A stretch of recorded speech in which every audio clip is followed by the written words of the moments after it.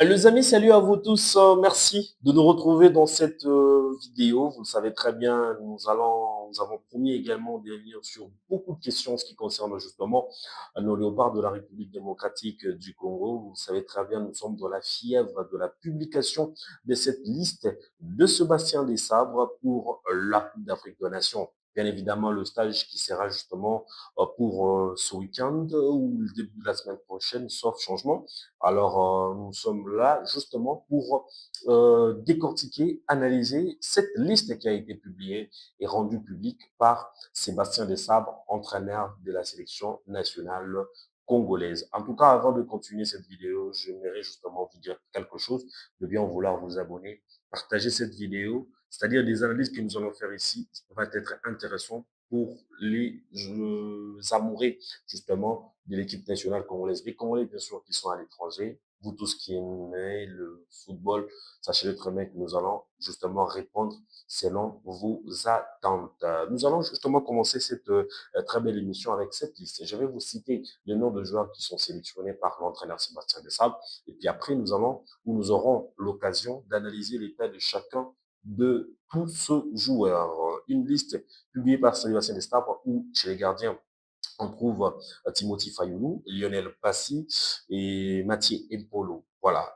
Et chez les défenseurs, Aaron Van Bissaka, Géléon Kaloulou, Arthur Maswaku, Joris Kaembe, Rocky Bouchiri, Axel Tindini, Chancel Mbemba et Steve Kepwadi. Chez les milieux du terrain, Noah Sadiki, Edo Kaembe, Samuel Motusami, Charles Piquel, Nathanaël Ngalael Moku et Mukaou et Mario Stroikens et à Théo Bongonda, Michel-Ange Balikwisha, Nathanaël Moku et Brian Sipenga. Chez les milieux du terrain, prenons les attaquants, Simon Banza, Fiston Kalala Mayele, Samuel Essende, Meshak Elia et Cédric Bakambu. Vous le savez très bien, l'entraîneur de l'équipe nationale congolaise n'a pas dérobé à ces règles. Vous le savez, ensemble avec moi qu'il n'a rien absolument changé, sauf le retour de Simon Banza au sein de la tanière de la sélection nationale congolaise, lui qui était sorti hier sur blessure. Je ne sais pas si l'entraîneur a su échanger avec ce joueur pour savoir si seulement s'il sera apte pour jouer avec la sélection nationale congolaise. Beaucoup de inquiétudes sur cette liste, beaucoup de frustration. J'aimerais justement vous le dire comme ça parce qu'il y a certains d'entre eux, comme étant joueurs, ont opté pour la RDC, mais qui n'ont jamais joué ou qui n'ont jamais été sélectionnés par Sébastien Desabre. Est-ce qu'il y aura encore une liste des réservistes pour l'équipe nationale congolaise? Nous allons justement aborder tout ça là au cours de cette très belle émission. Sinon, abonnez-vous, partagez nos vidéos, puisque nous allons justement vous dire des vérités sur cette liste qui a été justement publiée avec beaucoup plus de précipitation. C'est vrai que il y a des joueurs qui sont annoncés blessés, mais l'entraîneur a pris le risque de les sélectionner dans cette liste. Pour quelles raisons et pour quelle finalité? Nous allons justement aborder cas par cas où dans chaque compartiment, nous allons prendre des joueurs qui ont plus des antécédents, c'est-à-dire qui ont des blessures, qui ne sont pas disponibles dans leur club. Je ne sais pas comment est-ce qu'ils vont venir avec la sélection. Est-ce que l'entraîneur, je répète, a su également échanger avec ces joueurs en amont pour les sélectionner? Nous aurons l'occasion de bien vouloir connaître tout ça. Les gens de France, l'entraîneur a su mettre déjà de côté le joueur axial de l'équipe nationale congolaise, Dylan Batoubientika, qui n'est pas sélectionné avec l'équipe nationale congolaise. L'entraîneur n'a pas dérobé aussi à ses règles. Il y a pas mal de joueurs qui sont là, qui sont en forme. C'est vrai que Chancel Mbemba avait son ressenti des petits gènes, mais après, il a rejoué hier contre, bien sûr, la formation de Havre, 1-0 score final en faveur de cette très belle formation. Je rappelle qu'il a réalisé une interview concernant également son parcours à l'OM, ce qu'il fut sujet, les coups subis au sein de cette formation. Il avait tout livré au micro de nos confrères de Canal+. Donc, vous aurez l'occasion de suivre ça là-bas, où nous aurons aussi l'occasion d'analyser ensemble avec vous. Il y a également un milieu du terrain où il se passe également beaucoup de problèmes. Même d'abord en défense, s'il vous plaît, excusez-moi d'aller un peu vite, vous comprenez, vous allez comprendre que nous sommes dans la fièvre de la publication de cette liste, alors il faudrait bien analyser les choses pour aider chacun d'entre vous de bien vouloir connaître et apprendre tout ce qui se passe au sein de la tanière de la section nationale congolaise. Il y a également le cas Joris Kayembe.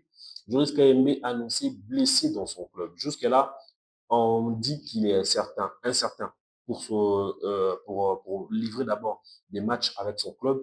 Alors, l'entraîneur l'a sélectionné. Est-ce que c'est une façon pour l'entraîneur de lui montrer qu'il a confiance à ces joueurs-là ou bien que ce joueur a su également, ce joueur, Joris Kayembe, a su rassurer l'entraîneur qu'il sera justement de la partie. Je vous dis, oui, le joueur a rassuré l'entraîneur qu'il est déjà à presque à 100% pour revenir parce qu'après avoir manqué près de 2, 3 semaines, ou pardon, après sa blessure, il a effectivement travaillé dans le coulisses, selon les informations que nous avons, pour revenir à sa forme. C'est vrai qu'il n'est pas à 100%, mais peut-être ce week-end ou en début de cette semaine, il va également livrer un match avec la formation des Gains.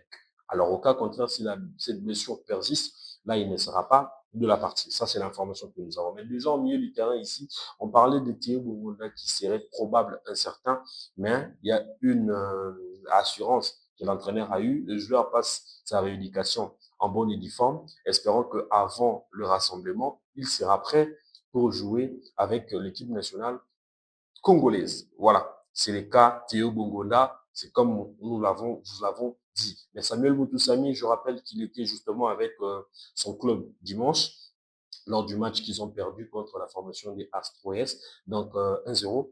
Samuel Moutoussamy était dans les gradins, il a suivi comme il se doit son club, en train justement de bien vouloir planifier comment ils vont justement bien faire les choses pour le prochain match. C'est vrai que le taulier a manqué également cette équipe, raison pour laquelle son club a perdu. Il est justement là-bas en contrat jusqu'en 2026, le 30 juin. Espérons peut-être qu'il va encore trouver plus mieux, qui sera beaucoup plus compétitif, un club qui sera des tops, qui lui permettra aussi de hausser son niveau. Mais après, du côté bien sûr de ce milieu de terrain, il n'y a aucun souci, bien que Charles Piquel connaît aussi des petites difficultés avec son club pour faire bien les choses. Charles Piquel, je rappelle, qu'il est joueur de la formation de l'Espagnol, qui est en contrat avec cette très belle formation. Il est resté sur le banc lors du dernier match de son club contre la formation des Sévilles, si je ne me trompe pas. Donc, c'était aussi une défaite en faveur du club sévillé qui avait perdu le derby contre Betis Séville et il fait la revanche contre la formation des Espagnols Barcelone. En attaque, c'est là où il y a aussi un casse-tête. C'est vrai qu'on parle de Cédric Bakambu comme étant un cadre de la sélection, mais après, Cédric Bakambu connaît aussi beaucoup de difficultés avec son club. Pourquoi des difficultés? Parce que Cédric Bakambu avait ressenti la fièvre, mais il est resté sur le banc lors de la rencontre d'hier de son club.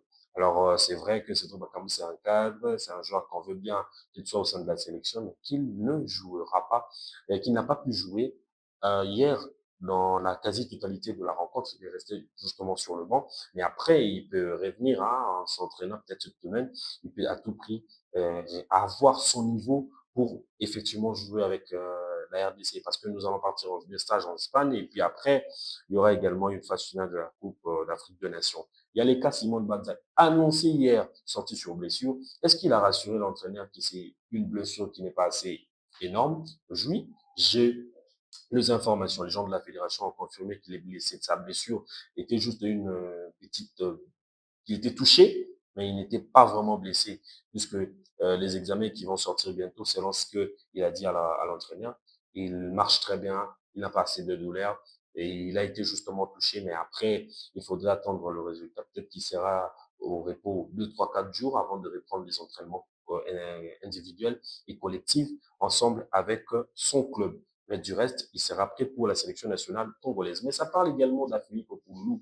Pourquoi il n'est pas sélectionné avec Sébastien Desailly? Est-ce que le joueur n'entre plus dans le plan de l'entraîneur ou bien l'entraîneur est en froid avec ce joueur? C'est vrai qu'il avait simulé dans plusieurs rencontres de ne pas venir jouer avec l'équipe nationale congolaise parce qu'il aurait pu avoir une proposition de l'Angola pour jouer avec cette très belle formation.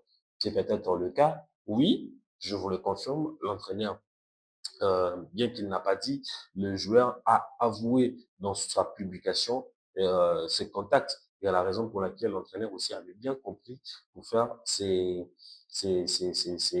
éloignement de lui, le joueur, avec la sélection nationale congolaise. Donc, nous comprenons que les choses se passent comme ça. Mais on avait aussi annoncé le joueur Jordi Makengo.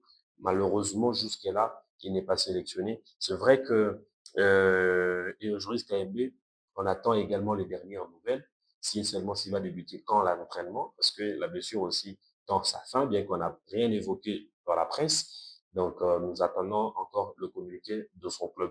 Mais après, il y avait le cas Warren Bondo qui a annoncé sur les sites officiels Foot Mercato qu'il est prêt pour jouer avec les RDC, mais malheureusement, il a été zappé complètement par l'entraîneur parce qu'il avait annoncé la dernière fois qu'il veut à tout prix jouer avec l'équipe de France. Il rêve encore l'équipe de France. Son changement de nationalité ou son changement d'avis a été intervenu un peu plus en retard. Voilà pourquoi il ne se figure pas sur la liste. Sinon, abonnez-vous, partagez cette vidéo et surtout laissez-nous des commentaires. Et puis après, nous aurons l'occasion de bien vouloir vous créer une autre vidéo demain.